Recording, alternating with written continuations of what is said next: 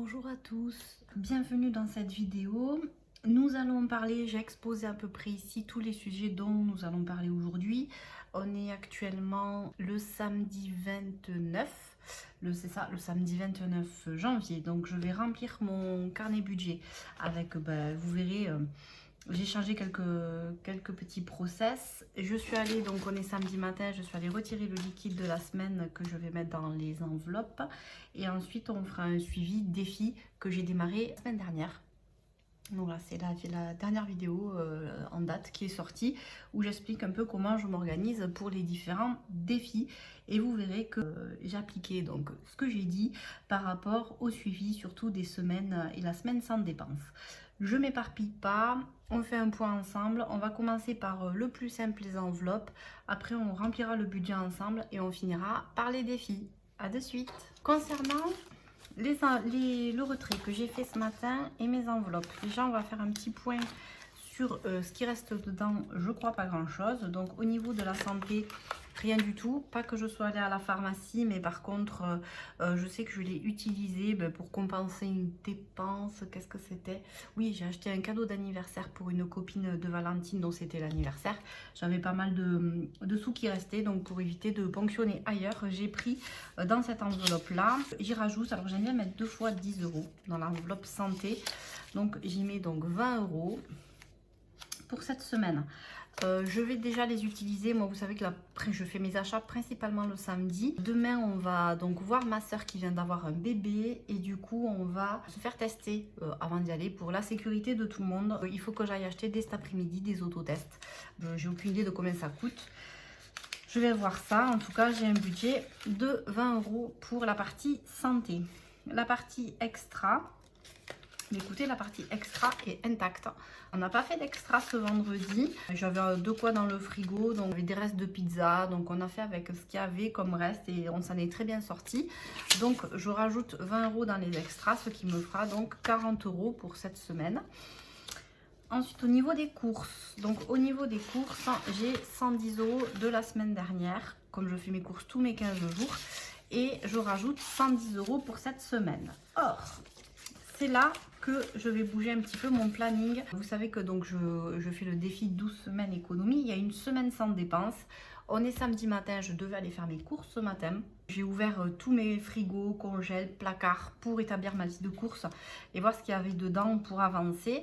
Et il se trouve, je me suis rendu compte que en fait, j'avais largement de quoi faire à manger pour cette semaine sans faire de nouvelles courses. J'ai décidé d'avancer, me faire ma semaine sans dépenses, donc les 100 € dont j'ai besoin pour faire cette semaine-là. Je les prendrai cette semaine et dans cette enveloppe-là. On y retournera tout à l'heure. Au niveau des enfants, c'est vide. J'ai amené Valentine chez le coiffeur tout à l'heure pour couper la frange et faire quelques retouches, ce qui m'a coûté 12 €. Donc j'ai eu de la monnaie que j'ai mis dans ma petite trousse monnaie, voilà, qui est là, et j'ai eu un billet de 5 €. Comme je n'ai pas prévu d'autres dépenses, je pense que je vais garder ce billet, je vais le mettre de côté et je vais le mettre dans mon défi 5 €. Du coup, dans l'enveloppe enfant, je n'y mets rien, elle est vide. Dans l'enveloppe loisirs, elle est vide aussi. Qu'est-ce que j'ai acheté cette semaine avec l'enveloppe loisirs? Je vous avouerai que je ne sais plus. C'est vrai que je ne fais pas de tracker parce que vraiment mon budget semaine, il est calculé ric-rac. Normalement, il ne reste pas un centime à la fin de la semaine. Donc c'est vrai que je pioche parfois dans les enveloppes des uns des autres. Bon, je ne sais plus ce que j'ai fait avec ça. Ah si! Je vous dis n'importe quoi. Qu'est-ce que j'ai fait avec l'enveloppe loisir cette semaine?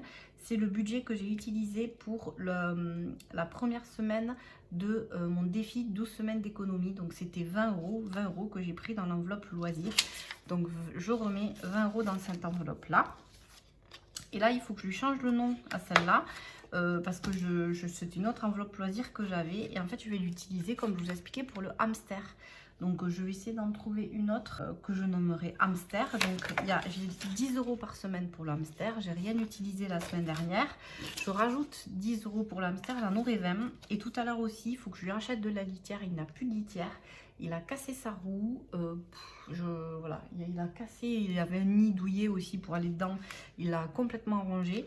Donc il faut que j'aille faire quelques achats Pour le hamster, ça restera dans la limite des 20 € que j'ai là. Voilà pour les enveloppes. Nous en venons maintenant à mon carnet budget. Donc on va faire le point sur la fin des dépenses, enfin les dernières dépenses, on va dire, de la fin du mois. Et nous allons aussi remplir le début du mois de février, puisqu'on est fin janvier. Concernant les dépenses, donc là il y a la semaine du 17 janvier au 23 janvier et la semaine du 24 janvier au 31 janvier. Donc j'en suis là, du 24 janvier au 31 janvier. Ma dernière dépense, c'était 25,58 € qui concernait un achat Amazon. Qu'est-ce que j'ai fait? Donc j'ai une Click and Fit, donc j'ai eu ce que je vous ai expliqué, j'ai eu un cadeau de Noël où j'ai un bon d'achat Click and Fit. J'en avais déjà commandé une, le contenu ne m'a pas plu du tout, donc j'avais pas l'intention d'utiliser ce bon cadeau pour des choses qui ne me plaisaient pas. J'en ai recommandé une, donc à 4,90 € et je nous ai acheté des masques à nous et à Valentine sur Amazon pour 25,58 €. Je me lasse un petit peu des masques bleus ou des masques tout noirs qui peuvent être vendus en pharmacie ou parapharmacie. Et c'est vrai que j'ai acheté des masques qui sortent un petit peu plus de l'ordinaire. À les porter tout le temps, autant que ça nous plaise. Voilà. Suite à ces achats-là, qu'est-ce que je vois apparaître sur mon compte? C'est vrai qu'on est allé, donc il y a un Burger King à 2 €, donc c'est un complémentaire. Mais j'avais plus suffisamment sur ma carte ticket resto, du coup j'ai complété avec 2 €. Ensuite j'ai eu, donc ça c'est du plus, j'ai eu le paiement de mon salaire, donc ça rentrera sur la partie février, on le verra. Et ensuite, alors je fais avec mon ordinateur à côté, j'ai retiré donc l'argent de la semaine, donc de cette semaine. Donc cette semaine là j'ai retiré, donc pour la semaine 4 j'ai retiré 200 €, ce qui fait une quote-part de 100 € pour ma part. Et donc là, je suis pour les budgets autres, on va dire 20 €. J'ai eu plusieurs commentaires et remarques sur ma tenue de ce budget-là. C'est pas du tout une critique parce que je les accepte et ils ont complètement raison. C'est vrai qu'il y en a qui m'ont dit avec des ci, se faire plaisir par-ci, se faire plaisir par-là. On n'y arrive pas, mais vous avez complètement raison. Après, je vous rappelle, commencer tout ça au mois de juin 2021, j'étais presque à 1000 € de découvert au mois de juin.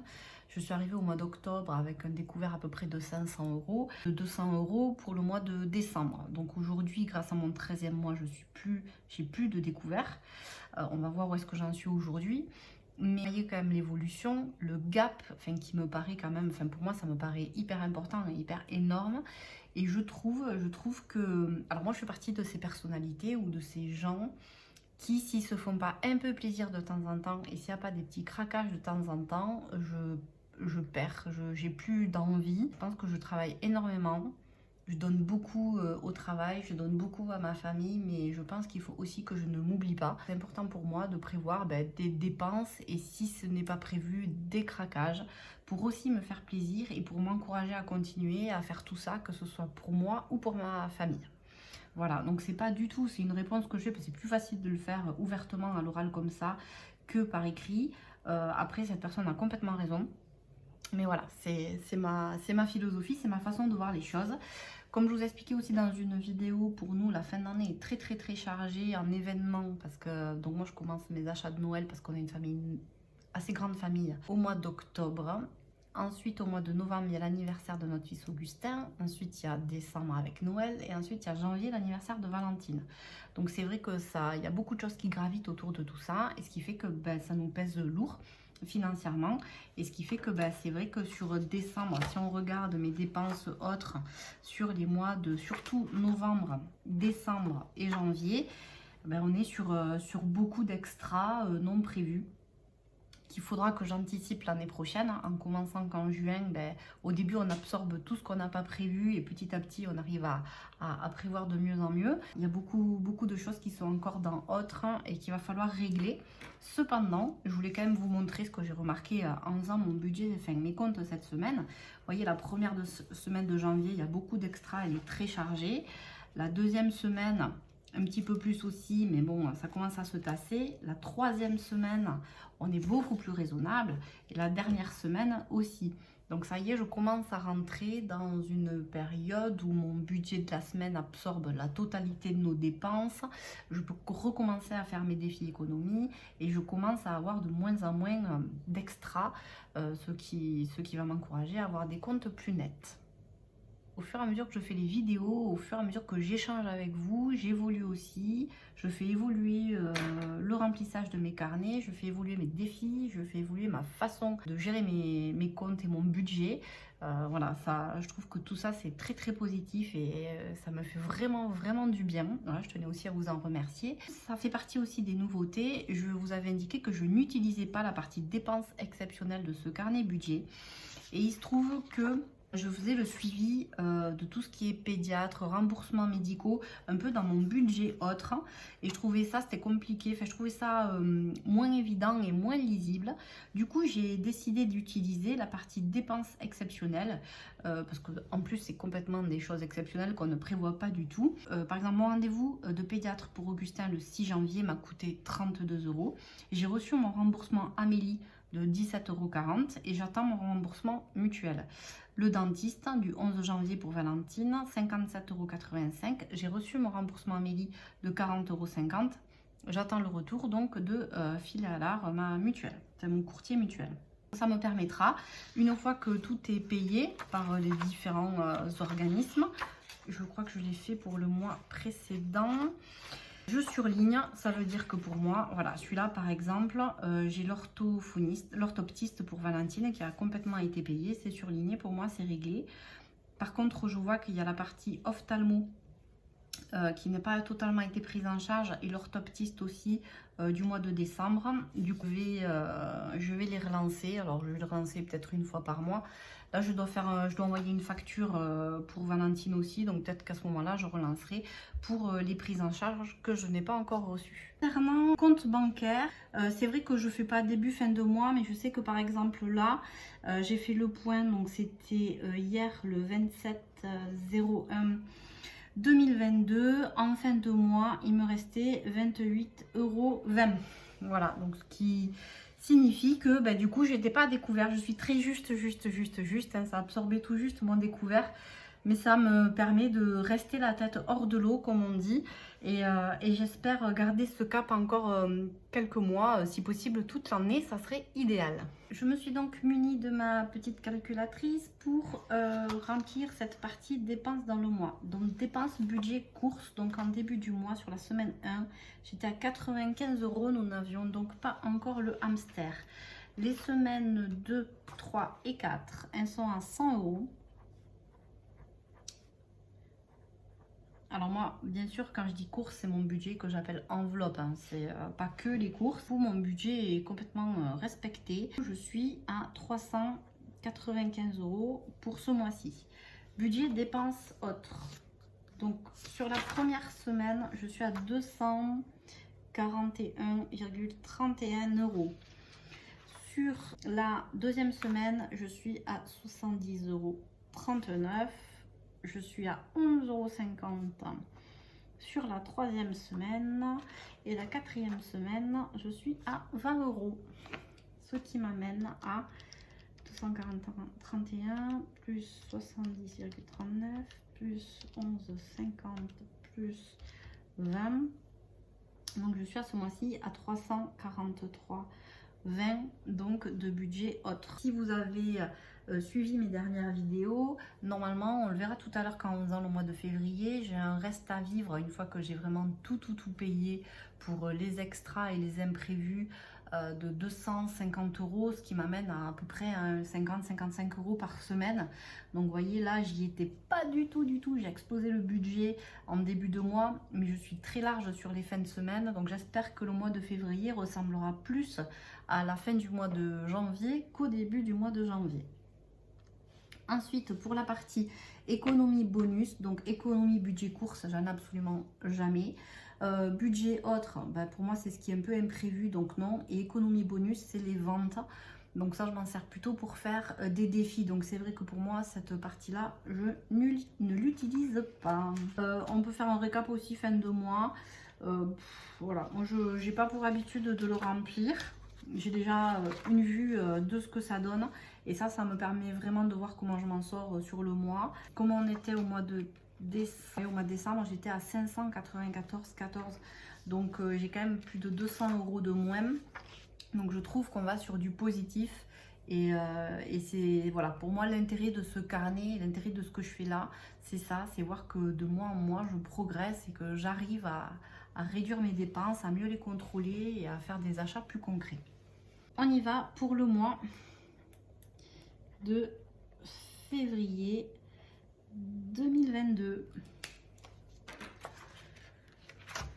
Les revenus mensuels et les dépenses fixes, on va les lister ensemble. On va compléter ensemble la partie revenus mensuels. Donc là aussi, j'ai fait quelques changements par rapport à ma dernière vidéo. On va le suivre ensemble. J'ai donc reçu un salaire de 2507,26 €. Le changement que j'ai comparé à ma dernière vidéo, c'est que normalement j'ai intégré la quote-part. Donc c'est moi qui prélève toutes les semaines le budget enveloppe. Et du coup, je demandais à Sylvain de me rembourser sa quote-part de 50% à chaque fois. J'ai décidé de fonctionner différemment. Ça pourrait être évident pour certains. Moi, j'ai mis le temps pour y venir. J'ai décidé que j'allais faire un virement de ma quote-part de mon budget enveloppe sur le commun. Sylvain allait faire pareil de son côté. J'allais retirer l'argent de la semaine avec la carte du compte commun. J'aurais dû le faire dès le départ, vous me direz. Je ne l'ai pas fait parce que je pense que j'avais besoin de maîtriser, mieux comprendre et mieux gérer mon compte à moi avant d'aller faire diverses actions avec le compte commun. J'avais besoin d'apprendre quelque part à me gérer avant de pouvoir le faire. On restera sur ce montant de revenus mensuel pour 2507,26 €. Ensuite, on passe à la partie dépenses fixes. Donc ça, c'est tout ce que je verse donc sur le compte commun, enfin tous les prélèvements qu'il y a, que ce soit sur le compte commun, les versements que je fais ou les prélèvements qu'il y a sur mon compte. Donc, il y a toujours la quote-part du commun pour tout ce qui est frais communs, crédit, etc. qui est à 1200 €. Je détaille ce poste-là sur ma dernière vidéo, donc n'hésitez pas à aller la voir pour comprendre ce qui est inclus dans ces 1200 €.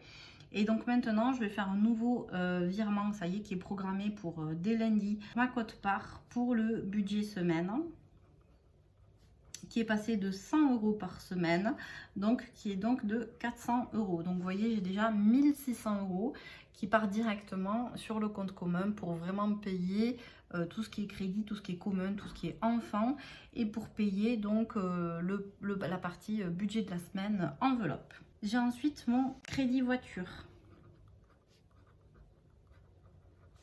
pour 215,31 €. J'ai mon assurance voiture, alors qui a changé depuis peu, je crois que c'est 32 €, ouais, 32,85 €. J'ai aussi, donc là on passe sur la partie épargne, c'est les virements que je fais sur mes différents comptes pour épargner. Donc j'ai mon épargne Boursorama, sur mon compte Boursorama, donc à 50 €, ça c'est pour alimenter mon compte dit sécurité, qui me permet d'absorber n'importe quel problème sur la voiture ou machine en panne à la maison. J'ai mon épargne Banque Postale, c'est ma fausse épargne, qui est à 50 € aussi. C'est ma fausse épargne, c'est mon épargne, c'est 50 € que je mets sur mon livret A de la Banque Postale, mais qui me permet de payer mes craquages, mes extras, mes loisirs. Voilà, si je peux ne pas y toucher, j'y touche pas. Voilà, si j'ai envie de me faire plaisir et que parfois c'est pas simple et on a envie de se faire plaisir, et je vais piocher dans ce compte là. Ensuite, j'ai une autre épargne, alors ça c'est à nouveau chez Boursorama. Alors c'est épargne livrée Boursorama, c'est comme un peu des enveloppes virtuelles chez Boursorama. On peut ouvrir plusieurs, donc c'est 3 maximum sous livret, ça s'appelle. J'en ai 2. Et ces deux-là, il y en a un pour tout ce qui est rentrée scolaire, Noël, voilà, il est divisé en deux. La moitié est utilisée au mois de juin pour tout ce qui est rentrée scolaire. L'autre moitié est utilisée à Noël pour Noël. Donc là, il y a 40 €, c'est 20 € par enveloppe ensuite. J'ai aussi l'assurance vie. Donc j'ai une assurance vie. J'y mets 30 € tous les mois dessus. Enfin, qu'est-ce que j'ai? J'ai Orchestra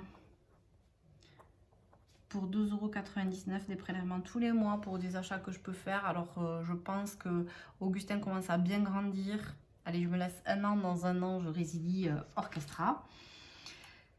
Ensuite, alors, j'avais la partie course qui est basculée là. J'ai mon téléphone pour 25 €. Et je regarde de rien avoir oublié. Je pense que je n'ai rien oublié. Alors, si on reprend les calculs, donc 1200 € sur le commun, 400 € pour le budget enveloppe, 215 € pour le crédit voiture, l'assurance de la voiture, l'épargne chez Boursorama, l'épargne à la banque postale, l'épargne à nouveau chez Boursorama, mon assurance vie, Orchestra et le téléphone. Alors là, je suis à 2046,15. Je regarde parce que j'ai l'impression que j'ai oublié quelque chose. Ça, je l'ai mis. Ça, je l'ai mis. Crédit voiture, épargne, bourseau, enveloppe. Ouais, oui, je sais exactement ce que j'ai oublié. Je me disais aussi, c'est bizarre. J'ai oublié un virement permanent, le virement pour la voiture, pour tout ce qui est entretien voiture chez Boursorama. C'est 200 € que je fais donc tous les mois sur ce compte-là pour payer l'essence, les frais professionnels. Voilà, c'est virement, on va dire, j'appelle ce virement voiture, mais c'est le virement frais professionnels. Tout ce qui est déplacement et tout ça, c'est pas le crédit, c'est vraiment tout ce qui tourne autour de la voiture et de mon boulot pour pouvoir absorber tout ça. Donc plus de 100, on est à 2246,15. Pourquoi j'ai changé aussi de méthode? Ça veut dire que vraiment là, une fois que tous ces virements permanents sont partis, que du coup tous les prélèvements se font, la différence entre mon revenu mensuel 2507,26 moins 2246,15 de dépenses fixes, ça me fait un reste à vivre de 261,11 pour ce mois-ci. Ce qui signifie que si je le divise par 4 par semaine, j'ai environ une autorisation de dépenses à 65,27 €. Si mon mois se termine comme la fin février, c'est parfait. Je vais rentrer dans mon 65,27 €. Sinon, ça va être un peu la cata. Ça me permettra vraiment de concentrer ce qui me reste sur mon compte pour tout ce qui n'est pas prévu. On suivra ça ensemble, hein, comme d'habitude. On fait ça ensemble, ça m'aide beaucoup. Donc on verra comment j'avance, comment j'évolue et comment je tiens mon mois de février. On passe maintenant au défi. Donc le défi 12 semaines d'économie. J'ai mis la semaine dernière 20 € dans la cagnotte. On va attaquer la semaine du 31 au 6. Il faut que je mette 30 € dedans. Comme je vous expliquais, tout à l'heure j'ai fait le point avec ce que j'avais dans le frigo parce que je devais faire les courses ce matin. Je trouve que je peux largement tenir cette semaine sans faire de courses complémentaires. J'ai décidé d'utiliser plutôt, de faire les 100 € de ma semaine sans dépenses maintenant. Parce que les planètes s'accordent, comme on dit. Tout s'accorde à ce que ça se fasse maintenant. J'aurai plus que 10 ou 30 € après à répartir. Encore une fois, le total, c'est qu'à la fin de ces 4 semaines, j'arrive à obtenir 160 €. Donc, de ce pas, comme je vous expliquais, j'avais plastifié ma feuille hein, pour pouvoir le faire. De ce pas, je retourne dans mon enveloppe course de tout à l'heure et je retire les 100 €. Voilà, les 100 € qui donc vont rentrer dans l'enveloppe projet économie de la semaine 12 semaines d'économie. Donc j'ai 100 € plus 5 € pour mon défi 5 €. C'est plutôt une très très bonne semaine. On passe ensuite à mon challenge. Donc je vous ai expliqué le 100 enveloppe challenge. J'ai décidé de l'organiser de façon, enfin de faire cette économie de façon numérique. Donc ce que j'ai fait, c'est que j'ai ouvert un compte. Comme j'avais déjà un compte chez Boursorama avec 3 sous-livrets, je ne pouvais pas ouvrir de sous-livrets supplémentaires. Du coup, j'ai ouvert dans une autre banque en ligne. Donc, j'ai pris le top 10 des banques en ligne et la numéro 1, c'est Hello Bank. J'ai ouvert donc un compte chez Hello Bank et le concept, c'est que suivant les offres, le moment, et en ce moment, c'était le cas, à l'ouverture d'un compte, donc il faut verser 10 € pour ouvrir un compte, ils nous offrent 80 € d'ouverture de compte. Donc, ce qui veut dire que là, je fais une pierre trois coups. C'est-à-dire que j'ai fait mon virement de 10 €. J'ai mis le 1 € pour démarrer. Donc, je suis à 11 €. Et donc, je vais recevoir 80 €. Donc, j'effacerai cette enveloppe-là des réceptions des 80. Parce que moi, c'est pas que je suis superstitieuse, mais je ne crois que ce que je vois. Donc, j'attends d'avoir les 80 € sur mon compte avant de les effacer. Mon retour sur Hello Bank, j'ai adoré Boursorama, enfin j'adore toujours d'ailleurs Boursorama Bank. Quand j'ai ouvert, ça a été très facile, tout est allé très vite.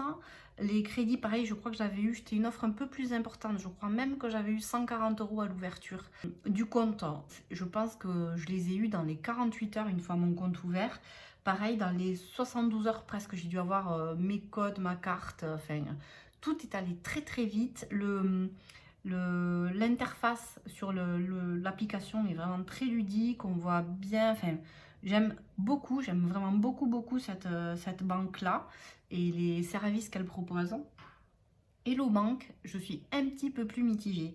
Et pourtant, je vois que devant Boursorama Bank, dans le top 10 des banques, alors c'était certes 2021, je ne sais pas ce qu'il en sera de 2022, mais je suis presque déçue. En fait, déjà pour ouvrir, j'ai trouvé ça un petit peu plus compliqué, voilà, moins ludique, moins facile. Ensuite, ils ont mis presque une semaine à m'envoyer les codes pour pouvoir accéder donc à mon application et tout ça.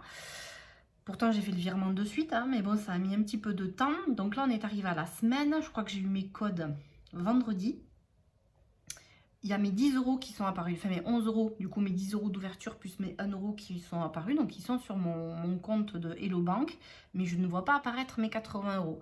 Je me suis permise de leur faire un mail à savoir pourquoi, quand est-ce que je les aurai. Et ils m'ont gentiment répondu qu'en effet, je suis éligible à l'offre. Merci Hello Bank. Mais que je devrais recevoir ce montant dans les 3 mois. Donc pourquoi 3 mois Ils se laissent un délai de latence, j'en sais rien. Donc je vais recevoir ces 80 € entre maintenant et 3 mois. Voilà, donc je vous avoue que je suis un petit peu déçue. Voilà, j'étais toute pleine d'envie, d'idées, d'avancer, ce qui sera toujours le cas. Mais ces 80 €, je les effacerai une fois que, s'il faut, ça arrivera demain sur mon compte, je dis pas. Mais c'est vrai que si c'est dans 3 mois, bon, je trouve ça pas terrible. Voilà, entre nous. On verra comment ça avance. En tout cas, on est samedi. J'ai toujours pas de carte bleue. Donc, bon, déjà, en tout cas, c'est bien moins rapide que pour Boursorama. Boursorama Bank. Je ne vais pas y arriver. Ce challenge-là, pour ceux qui n'ont pas vu ma dernière vidéo, l'idée étant de rassembler 5050 € sur le délai imparti. Moi, je n'ai pas voulu me mettre de date de départ, date de fin, quand bien même j'aimerais bien faire ce défi dans l'année, donc le terminer en décembre 2022. Donc je vais essayer petit à petit, quand il y aura 2-3 € par-ci par-là. Il y a des montants qui vont être assez simples à virer sur le compte. Par contre, je redoute, on va dire la deuxième moitié. Ça veut dire que sortir 50, 51, 53...